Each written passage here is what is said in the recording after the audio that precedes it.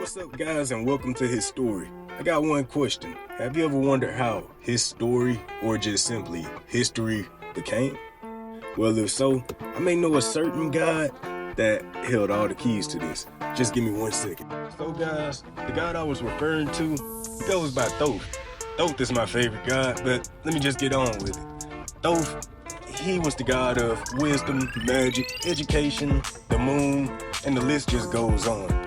Give me 1 more second. Thoth is immeasurable when described by the ancient Egyptians. Ancient Egyptians actually claim that Thoth is the reason that we have the documented ancient history like hieroglyphs and, all the other stuff that we have today. He was basically a pinnacle figure for the ancient Egyptians. In fact, he was among the first of the gods to receive worship from humans.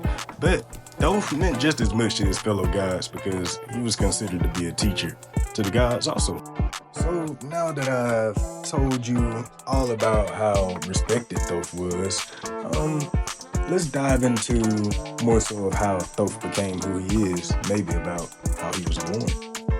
Sorry about that. So this part might get a little bit freaky, so pay attention when I talk about this. So there's multiple stories about how Thoth was born, but most interesting one to me was Thoth was born from the head of Horus, but the semen of Set.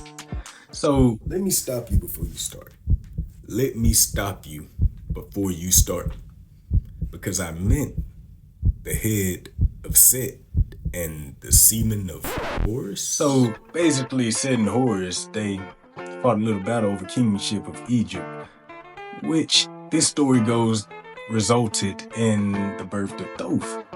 This makes sense because Thoth was a symbol of balance, a symbol of balance of the equilibrium in that society.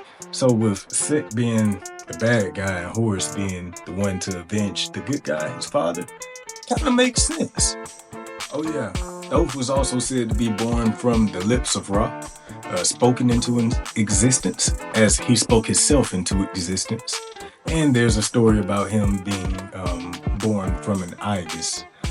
Ibis bird came and laid an egg, which resulted in the birth of Thoth. Story gets deeper, but I'm gonna leave it at that. Now, as for the looks of Thoth, Thoth was depicted as a baboon and an ibis. An ibis because it dips his head far into the ground to search for food, comparing that to Thoth going into the darkness to bring up the light.